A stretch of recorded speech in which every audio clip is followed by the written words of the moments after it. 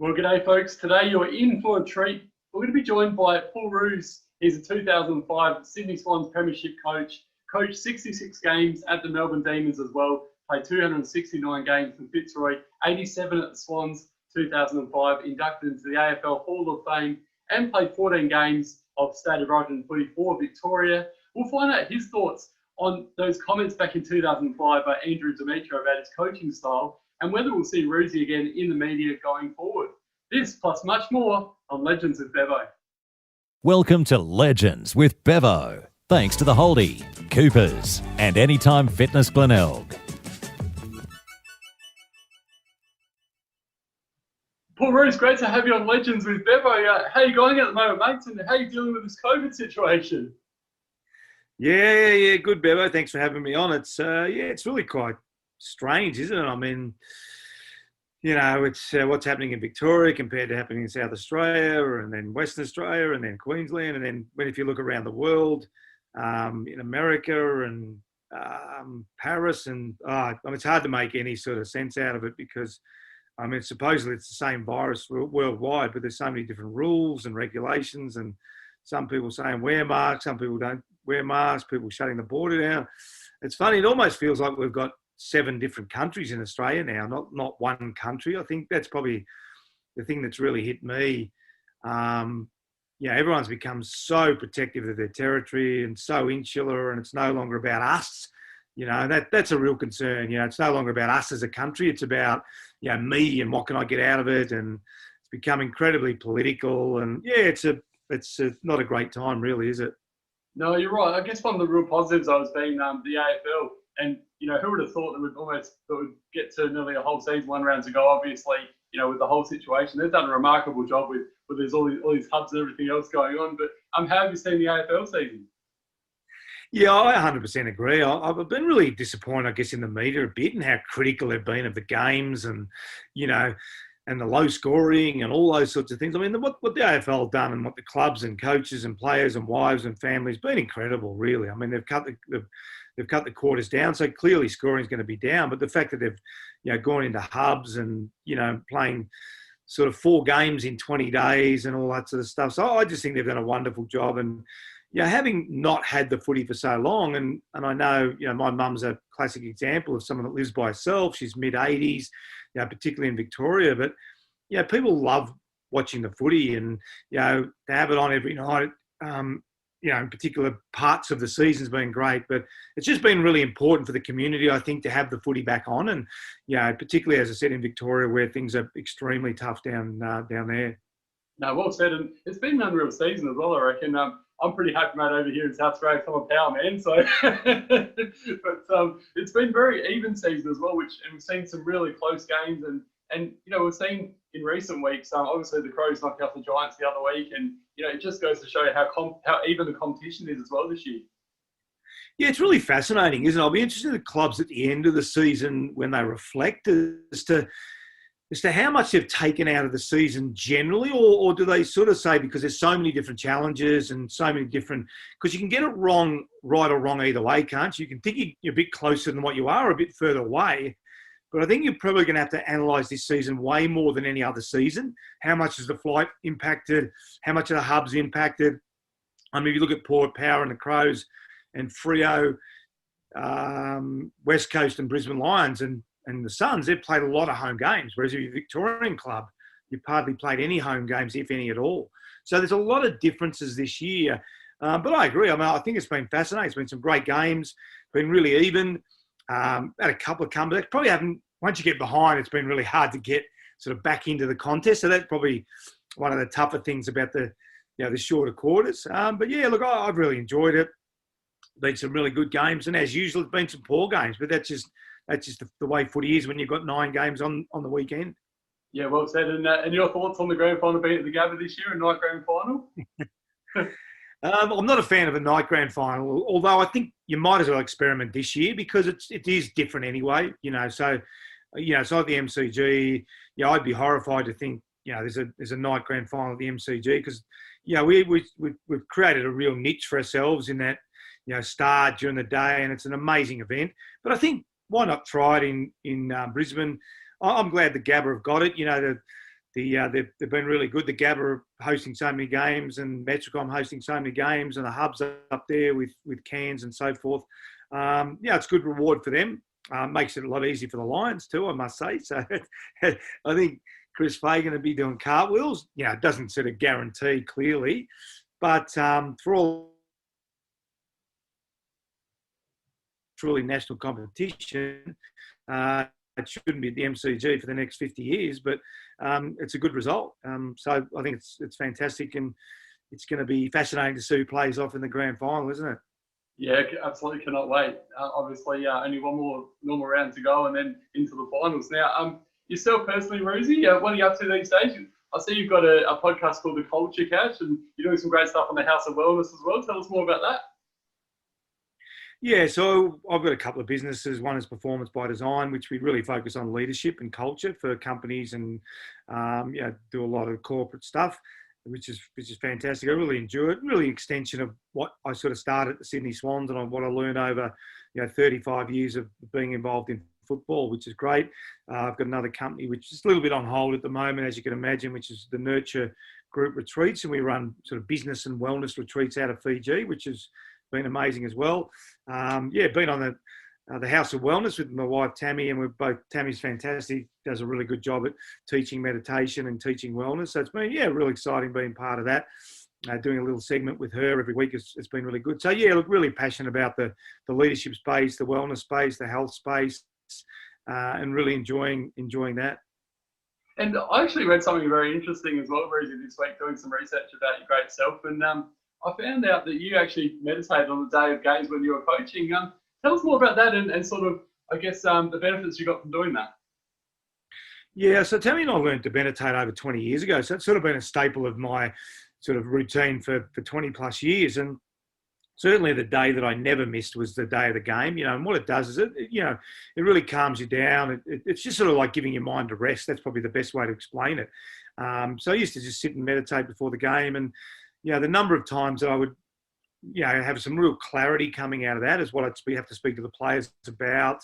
And there's no doubt that regular practice helped me on game day. It's it's an extremely stressful period, and you've got to make really clear decisions under enormous pressure. So, I mean, Tammy's fantastic at telling you about the physiological benefits, which there's been so many studies about meditation and what it actually does to the brain, and how it helps the stress, helps relationships, helps communication, all those sorts of things. But the way I best describe it, it just gives your mind a rest, for 10, 15, 20 minutes, 5 minutes, however long you do it.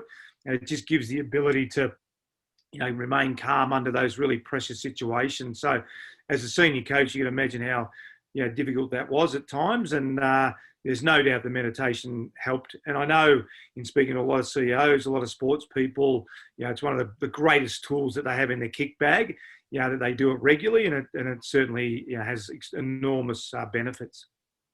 In your illustrious career as a player, mate, you were named in the Fitzroy Team of the Century as the centre half back there, and obviously when you played the Swans, and then we know about your coaching career as well. Tell us all about your footy career, and I guess in terms from a playing perspective, some of your finest achievements. Yeah, it's actually been interesting. I've just of recent times, a few of my teammates, we've been going for a wander on a Sunday morning. It's been great. Mickey Conlon, Laurie Serafini, Leon Harris, Scotty Clayton. It's been a bit harder under the COVID rules, but it's been magnificent connecting with those guys. I was really fortunate to go to Fitzroy, had an amazing group of players. I catch up with Gary Wilson regularly now. He lives not far from me, and to reminisce about those great times. It wasn't just about the footy. It was the times we had off the field, and they were really good role models, and I was really, really fortunate. So I can't speak highly enough of my time at Fitzroy, and the highlights there. And, look, in the early 80s, we were really successful. We played in the finals in 83, 84, 86.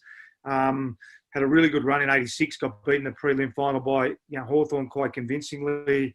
83, we were really close to winning a premiership. I think it was the famous Mickey Nettlefold run the ball over the boundary line, and it's the first decision ever in 110 years of footy of deliberate out of bounds, and old Tucky kicked the ball and put him in front late in the last quarter. So we had some really good teams, really great players, and then it sort of fell apart a bit, obviously, with the money side of it. But the connection with the players has always been strong.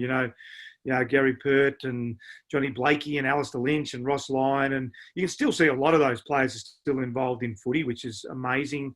But the highlights were probably just the relationships, the early 80s, the great teams, and then clearly going to Sydney. I think getting to play with Tony Lockett and Paul Kelly, it was really exciting.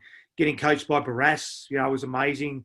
Was fantastic. And we probably didn't think we were going to have the success we had so quickly. I got up there with Plugger in 95 and we struggled a bit in 95, and then we played in finals 96, 97, 98, my last 3 years, and played in the grand final in 96. So, that was clearly a highlight, playing in the grand final, even though we lost it. It was just amazing to get on the MCG after, for me, it was 14 years of footy, and I didn't think I'd ever play in a grand final. So to get there and then clearly from a coaching point of view, 2005 was, extraordinary, and just the success the club's had, since then. But that grand final was amazing. I remember one of my favourite things from 2005 was when you did the big, here it is. Everyone was just like absolutely pumped for you, and obviously you could just see that jubilation and that relief. The first premiership in 72 years for the Swannies.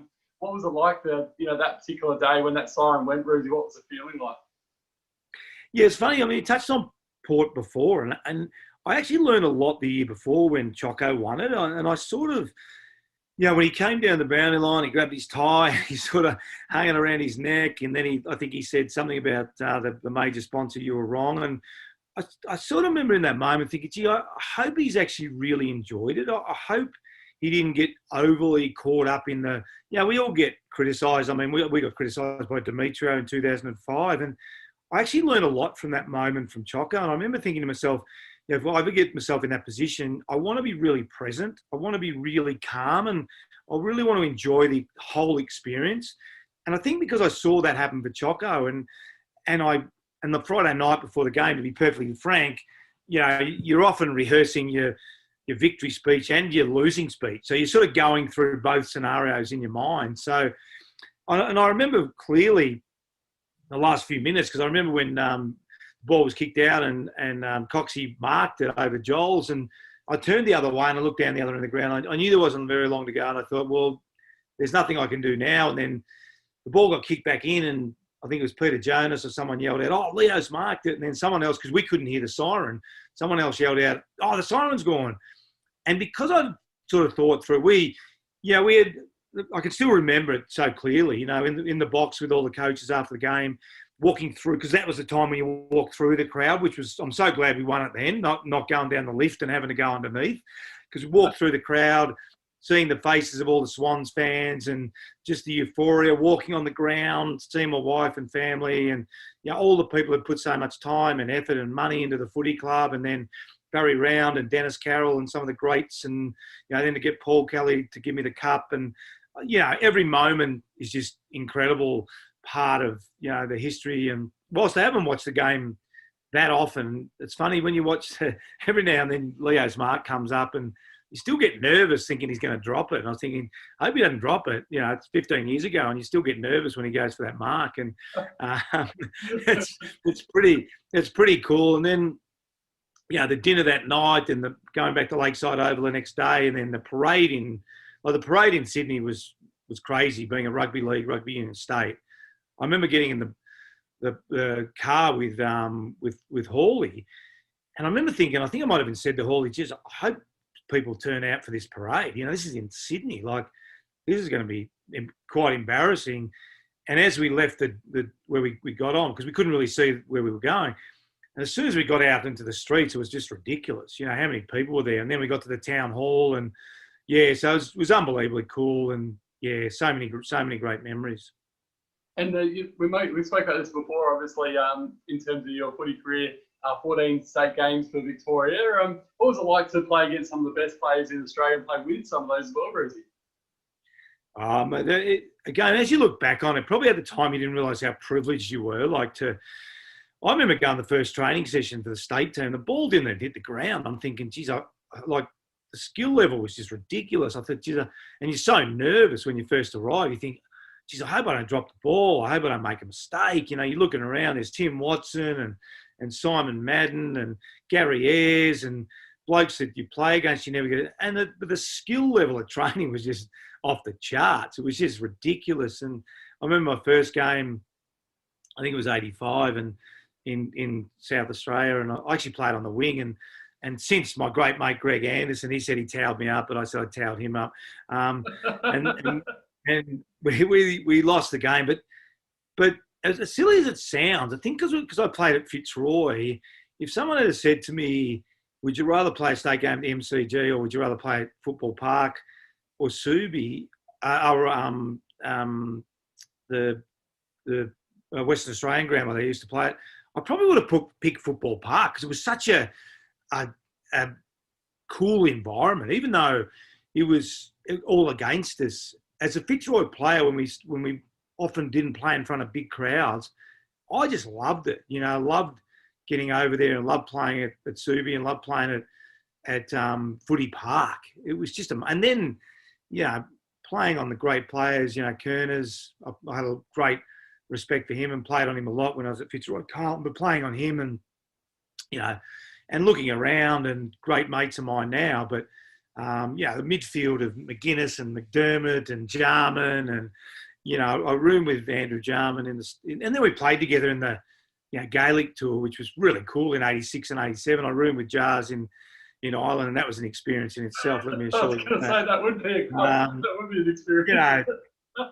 And I really think it's something that I don't think you can do it again, but it's certainly something the players would miss now, because the ability to connect with players from other teams, the ability to play against great players in State of Origin, and they were, as you know, they were incredibly high standard, those games, amazing games of footy, and it's just a privilege and a pleasure to be part of it, really. Yeah, it's a sad thing, I guess, that we don't sort of have the State of Origin now, the SA versus Victoria, like we see in the rugby with the Queensland versus New South Wales rivalry. It's so good, but I suppose because of all these in-state teams and stuff, Rosie, it's not quite the same anymore. Yeah, and I think the reason you can't duplicate it is in some way. I mean, the Crows is a big club now, and Port's become a big club. So having coached against both those teams, particularly the new venue, I mean, it's really like a State of Origin game anyway, to be perfectly frank. I was lucky to coach Melbourne, at that new stadium, and it's an incredible stadium, and the rivalry and the passion of the Port fans and the Crows fans, the rivalry and the passion of the West Coast Eagles fans. So you sort of get it every week now. So I think that's why you can't duplicate. I mean, we didn't get those games in the early 80s. We didn't play against any South Australians or West Australian teams. So, but now you do. And I think that rivalry is superseded it. It's different, but it is a little bit similar, having played for Victoria and having coached against, Adelaide Crows and Port for both Sydney and Melbourne. It is similar. So I don't think they're missing out as much as what people say. It's probably just the ability to play with those great players, and play against the best players in the one team that they really miss out on. In terms of, you mentioned Melbourne before, 66 games you coached the D's, and you had a bit of a tough run there. Do you have any regrets for coaching Melbourne, or you still sort of feel like you made the right decision moving across? No, I loved it. I mean, I think because Peter Jackson painted a really clear picture of how difficult the job was going to be, I knew exactly how hard it was going to be. And, part of it was the succession plan and saying, look, I don't have the energy, take a club for 5, 6, 7, 8, 9 years. And I really probably looked at myself more as the CEO or the general manager of football, and the coach, and bringing all the Swans people in. And, I was really proud of everything we did at Melbourne over that particular period of time. To get a 2-win team to winning 10 games is a really difficult thing to do, in the salary cap and the draft era, particularly with the Giants coming in and the Suns coming in. And, we've seen what they've done to the talent, dispersed the talent so much. So it was a great effort from so many people at the footy club. And then to play in the prelim final 2 years later was amazing to see the club, get to that level after they've been in such a low position, the year before I got there, and probably for 6 or 7 years before that. So, and I loved my time there. It was difficult and, a lot harder. But, as I said, from a leadership point of view and a learning point of view, and, it was fantastic. In 2005, you were inducted into the AFL Hall of Fame, Roosy, for your illustrious career at Fitzroy and the Swans. What did this mean to you? Yeah, it's interesting. Probably because my wife's American, and I've been following American sport for so long. I mean, the Hall of Fame in America is, for those who don't know, it is the absolute ultimate. I mean, it probably doesn't have the same cachet, or didn't when it first started in Australia. Certainly, people didn't be well aware of what they're trying to get with their Hall of Fame. They've done a great job, with it. And I think now it's really become, incredibly prestigious, as is the American model with the NFL and, basketball, et cetera, et cetera. So, in 05, and I guess it's one of those things when you look back on more so than when it happens, because it was great. My kids were there. My wife was there. A few contemporaries got inducted in the same year, which was amazing too. But I think now when you look back on it and you reflect on your career, and it's probably when you do things like these, when people bring up your achievements, you sort of say, look, I'd never set out at Fitzroy to ultimately play 14 games for Victoria and make All Australians and Hall of Fames. You just try and do the best you possibly can. So the pride comes with the fact that, you've been able to do that. You've been able to play to the best of your ability and get the best out of yourself. And whether that's making a Hall of Fame or whether that's, a player that only plays 50 games because they perhaps don't have the same level of talent. For me, sport is all about optimising your talent. Not only sport, but life is really optimising your talent and getting the absolute best out of you possibly can. So I guess for me, I was able to achieve those goals and to look back now and to be a Hall of Fame member, to play for Victoria and All Australian, all those sort of things. Yeah, you're really proud of it. It's certainly, you don't think about it too often, but when you do, you reflect on it and really proud about what you've achieved. And you touched on this before, Roosy, with Demetriou's comments in 2005 about your coaching. He was pretty critical of the way you're coaching, even though you're having such great success with the Swans. What was your feeling when you sort of heard what he said to you in the first instance? Yeah, I just thought it was strange. I thought, we were in a rugby league, rugby union town, and we were sort of doing so much more for the game than just playing on the weekend. And for him, I always sort of thought it was a bit like the CEO of Pepsi saying, "Oh, look, don't drink Pepsi in New South Wales, drink Coke." And I sort of thought, imagine if the CEO of Pepsi said that. It was just a really strange thing to say, from the CEO of the AFL, where we're trying to promote the game in New South Wales, and he's just slaughtering us on the back of it.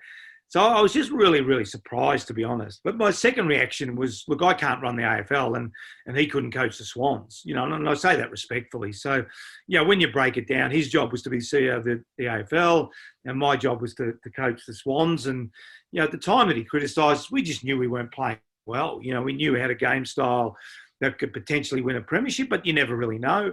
And obviously we won the premiership in 05, which was fantastic.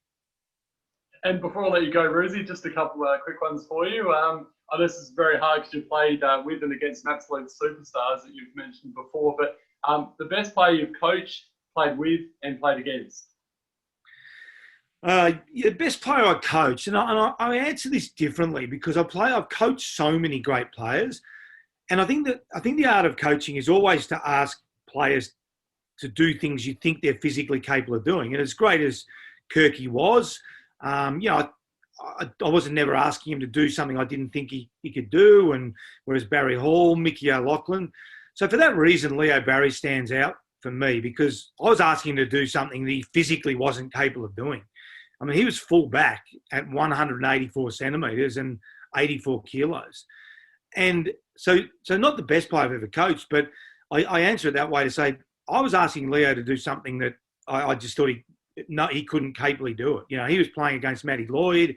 He kept Fraser Gehrig kickless at the SCG one day. And Fraser Gehrig would be, 6'5" and 110, 105 kilos. And Leo Barry was generally 184 centimetres and 84. So for that reason, I'm a little bit embarrassed to say I was asking Leo to do something that I didn't think he could do, and he did it.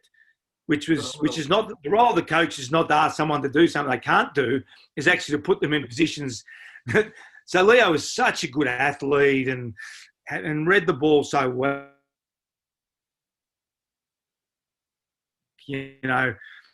for us. So for that reason, he was just incredible what he was able to do. But I coached so many great players that I've touched on.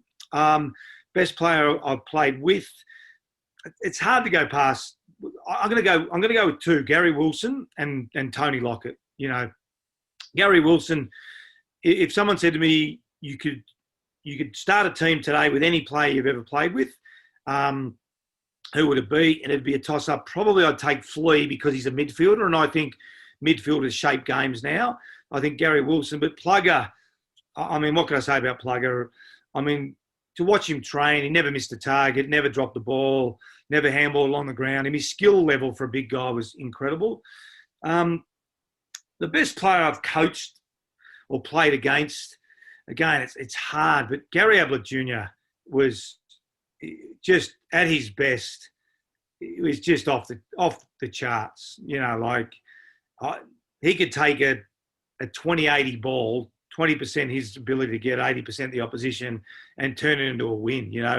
Like his ability to impact. I remember 3/4 time thinking, I think we played Kieran Jack on him at Cardinia Park one day, and I thought, geez, we're doing actually a really good job on Gary Ablett Jr.